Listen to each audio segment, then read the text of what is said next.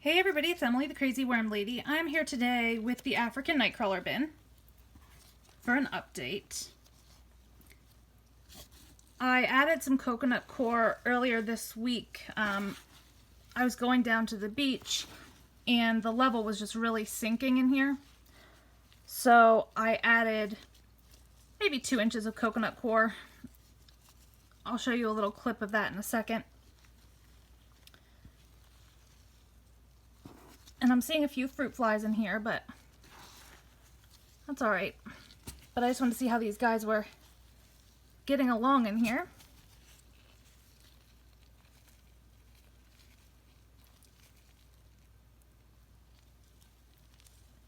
And they're looking great.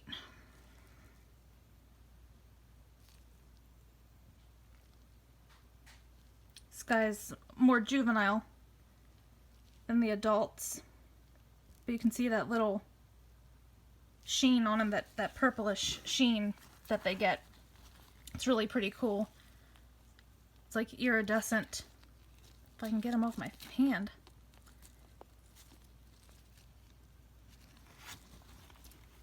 But these guys are going through the food and they're multiplying like crazy.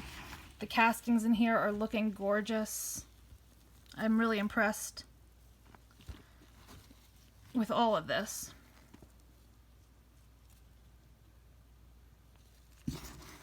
But I am going to dig pretty deep in here and see what it looks like all throughout, because I haven't really done that in a while. And moisture-wise, it feels pretty good. The top layer is always a little bit dry because I leave the lid off of this bin.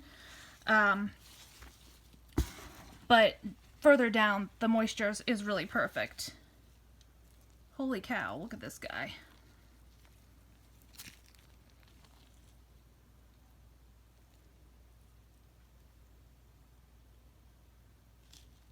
I mean, these guys are so long. It's incredible how big they get. When I first started with just a handful of these guys, there were a few that were what I thought huge. Now, I'm seeing that they can get probably twice the size of what I was seeing in the beginning.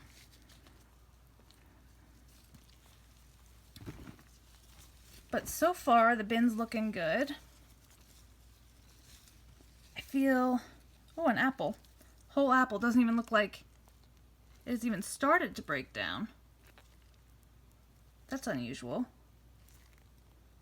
But this is in here. I'll bury that back in there. 'Cause these guys will definitely go to town on it once it starts to break down a little bit more.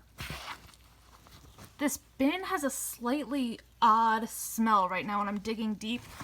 Almost maybe a little bit mildewy or something. I'm not really sure. I can't really describe it. But it definitely smells a little funky to me. Not bad per se, and I didn't really notice it until I started digging deep in here, but definitely something I will want to keep an eye on. But relatively speaking, I'm not finding much food in here at all.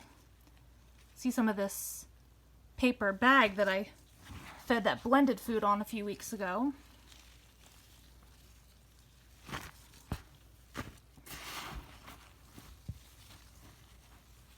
Feel a little bit of food over here, I think. What's another apple? This one's definitely breaking down.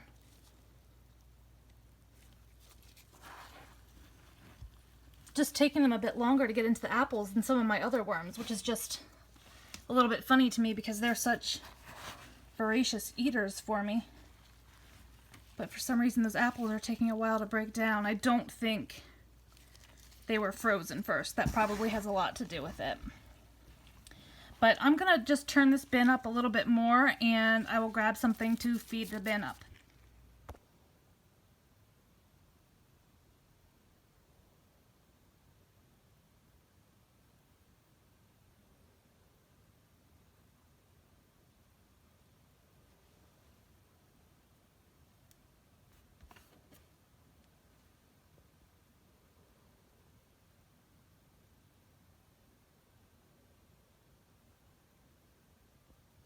You add a little bit of coconut coir. The worms, for some reason, are going crazy. But look at how long these big guys are that came to the surface. Alright guys, so I just turned this bin up top to bottom, and I think the bottom was a little bit overly compacted and anaerobic. It still didn't smell sour or really bad, but just musty. So I aerated, you know, with my hands, turning it up really, really well. I pushed both of those apples over to this corner, and I just threw this glove over here to mark that spot for me. But there was a little bit more unprocessed bedding. Oh my god. That worm just jumped, and it scared the crap out of me. There's still some unprocessed bedding in here, and this bin is extremely heavy. It's probably a lot bigger than what I needed to make. So I'm not going to add bedding to this. I'm going to try to finish feeding it up and maybe start some sort of horizontal migration to harvest. I'm not really sure just yet, but I'm not going to add bedding today. So I'm going to dig a hole over here. And looks like there's some paper. I'll lay this beneath what I'm going to feed. And I have, guys, this is like the saddest thing ever. Somehow an avocado got pushed to the back of my refrigerator and had mold on it. You guys know how expensive those are, so that's sad. But I'm going to put this in completely whole. I'll puncture a hole in it. It's mushy, it's nasty. I also have a lemon, which is well past its prime. And again, citrus I have found is not as big of a problem as people make it out to be. So I think they should be fine with it. I'm trying to puncture a hole in it with my finger here. I'm not able to. I might puncture one in a minute. And then I have just some leftover spinach that had gotten a little slimy on me. So that's a relatively large feeding, and oh my gosh, that spinach smells. Whew. Okay, so let me sprinkle this with a little bit of eggshell and we'll bury it back up. So I sprinkled this liberally with eggshell. I also added a little bit of garden lime in case that's a little too acidic for them. And I'm just gonna bury this up. Thank goodness that spinach smell dies down immediately after doing that. And I'll leave this down here to mark where the apples are, and we'll know that our other feeding is on the other side of the bin. And then I'm just going to lay my rags across the top here.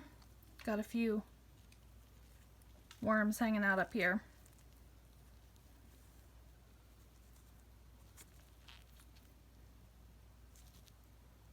I don't know if you can see that iridescent sheen by his head here. That purpley color. Oh, this one's crawling through my cloth. They seem to like climbing through the cloths. Yeah, him, you can definitely see that sheen. I hope it's coming through on my camera. So I'm just going to cover this back up, leave these guys to it. I'll probably just sprinkle down the tops of these bins every couple of days since I'm leaving the lid off just to make sure it doesn't dry out. But I'm not going to add any additional moisture right now. So drop your comments below, like this video, and subscribe if you'd like some more content from me. And I would love if you would jump over to my website, thecrazywormlady.com. I put up a new blog post and I'd love to get your input. Hope you guys have a great day.